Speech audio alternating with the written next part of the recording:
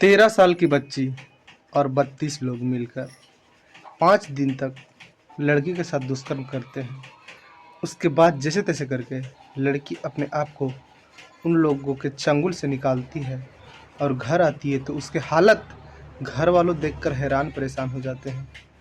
अस्पताल ले जाने से पहले उसे पुलिस के पास लेके जाते हैं।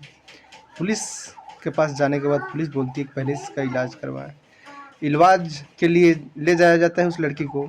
और इधर जो है पुलिस वह बयान लेने के लिए हॉस्पिटल पहुंचती है। वहां जब लड़की पुलिस को देखकर डर रही थी, यानी कि मानो तो उसको मानव जाति यानी व्यक्ति से नफरत हो गया था। अपने पिताजी से डर रही थी कि वही दरिंदा में से कोई एक तो नहीं है। पुलिस को देखकर डर रही थी। जब उसकी मम्मी उसको दुलारती है, फुसकारती है, उसको सांत्वना देती है कि यह पुलिस है, यह हमारी मदद करेंगे, तब लड़की एक एक करके बयान बताती है। बयान सुनने के बाद पुलिस के भी पैरों तले ज़मीन खिसक जाता है, इसलिए कि बयान ही कुछ ऐसा है, आप भी सुनेंगे तो आपके भी रोंगटे खड़ा हो जाएगा और पैरों तले ज़मीन खिसक जाएगा। राजस्थान के श्री गंगानगर, तारीख 28 जून 28 जून को एक लड़की श्री गंगानगर से विजयनगर के लिए निकलती है। एक इंस्टाग्राम फ्रेंड होता है उसका, उससे मिलने के लिए वह 100 किलोमीटर का रास्ता यानी दूरी तय करके पहुंच जाती है विजयनगर। अपने दोस्त से मिलती है और वह फिर शाम के वक्त लौटने लगती है। और उसे लौटने के क्रम में एक ई रिक्शा मिलता है। और ई रिक्शा मिलता है, वह लड़की हाथ देती है, उस पर बैठती है। और ई रिक्शा वाला ऐसा हमदर्दी दिखाता है कि वह लड़की को लगता है कि यह मानो तो मेरा भाई है। और ई रिक्शा वाला बताता है कि मैं सीधा तुम्हारे घर के दरवाजे तक छुड़ाऊंगा। लड़की को लगता है, लड़की कम उम्र की लड़की थी, उसे शायद नहीं पता था कि इंसान के रूप में कोई भेड़िया भी घूम रहा है और हमारे साथ तो आगे कुछ गलत होने वाला है। वह लड़की जो थी वह सेफ फील करती है और वह ई रिक्शा पे बैठती है और अपने घर के लिए निकल जाती है। ई रिक्शा वाला रास्ते में कई तरह के वह लड़की से बातचीत करते हुए धीरे धीरे आगे कर बढ़ रहा था। उसके बाद ई रिक्शा वाला कई घंटे तक इधर उधर घुमाता है। जब शाम हो जाता है, अंधेला हो जाता है, तो ई रिक्शा वह लेकर एक होटल के पास पहुंच जाता है। होटल के पास पहुंचने के बाद वह लड़की को बोलता है कि तुम बैठो, कि हमें थोड़ा काम है, मैं काम करके आता हूँ। लड़की ई रिक्शा पे बैठी हुई होती है। जो ई रिक्शा चालक होता है वह होटल के अंदर जाता है, होटल के कर्मचारी से बात करता है और फिर वह बाहर निकलता है। वह लड़की को उतरने के लिए कहता है, वह लड़की नीचे उतरती है। उसके बाद ई रिक्शा लेकर जाने लगता है। वह लड़की पूछने लगती है, भैया आप कहाँ जा रहे हैं, हमें घर तक छोड़ दो। लेकिन ई रिक्शा वाला जो चालक होता है वह सीधे आगे बढ़ जाता है। उसके बाद जो आगे होता है वह आप सुनिए। उसके बाद होटल से कुछ कर्मचारी आते हैं और वह लड़की को जबरन पकड़ते हैं, होटल के एक रूम में लेके जाते हैं और रूम के अंदर लड़की को करके और दरवाज़ा लॉक कर देते हैं।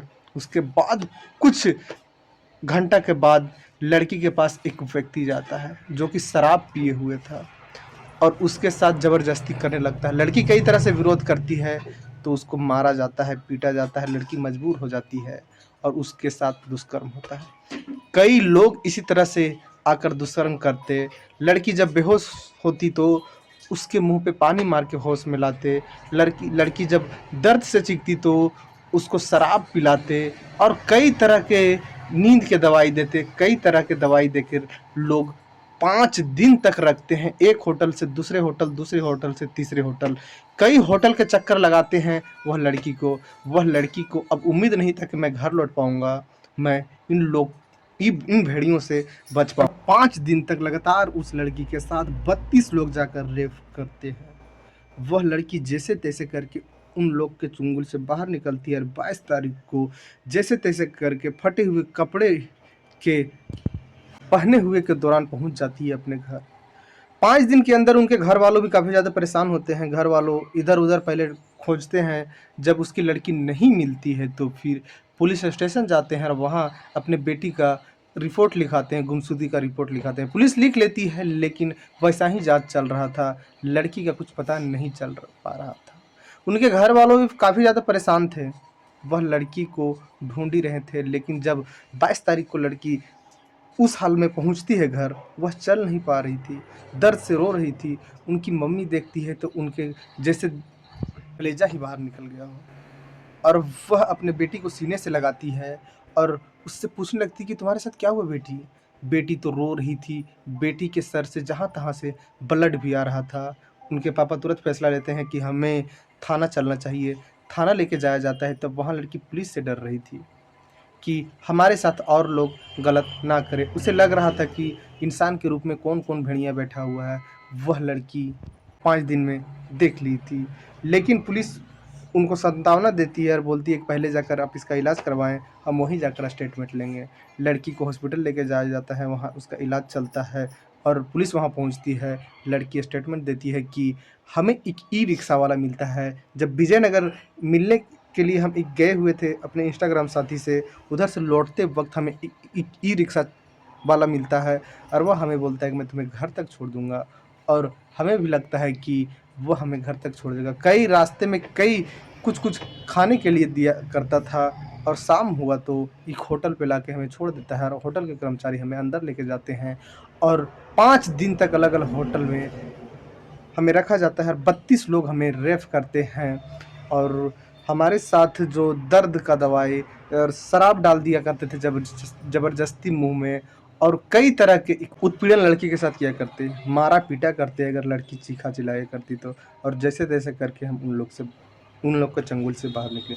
जब वह होटल के नाम बताया जाता है तो वहाँ पुलिस पहुँचती है और वह होटल के सीसीटीवी कैमरा चेक करती है, और जो वहाँ पर कर्मचारी थे सभी को गिरफ्तार करती है। तो पता चलता है कि 3 होटल के जो ओनर है, वहाँ के जो कर्मचारी हैं, उन लोग का हाथ है। 3 होटल ध्वस्त कर दिया जाता है और इसमें अभी 19 लोग को पुलिस गिरफ्तार करती है, और अभी इस विषय में जाँच चल ही रहा है कि कौन-कौन दोषी है और कौन-कौन इसमें जो कड़ा सज़ा लायक है, उन लोग को पुलिस अलग करेगी, और जो इसमें कम दोषी वाले होंगे उन लोग को अलग करेगी। उसके बाद इन लोगों को कोर्ट लेके जाएगा और कोर्ट के जज को सारा यह बयान बताया जाएगा, फिर कोर्ट के जज इन लोग को क्या सज़ा देती है। अब सज़ा का इंतज़ार है, लेकिन यह मामला जब लोग तक पहुँचा तो लोग धरना प्रदर्शन और कई तरह के कैंडल मार्च निकालने लगे कि लड़की और महिलाएं पर कब तक अत्याचार होते रहेगा।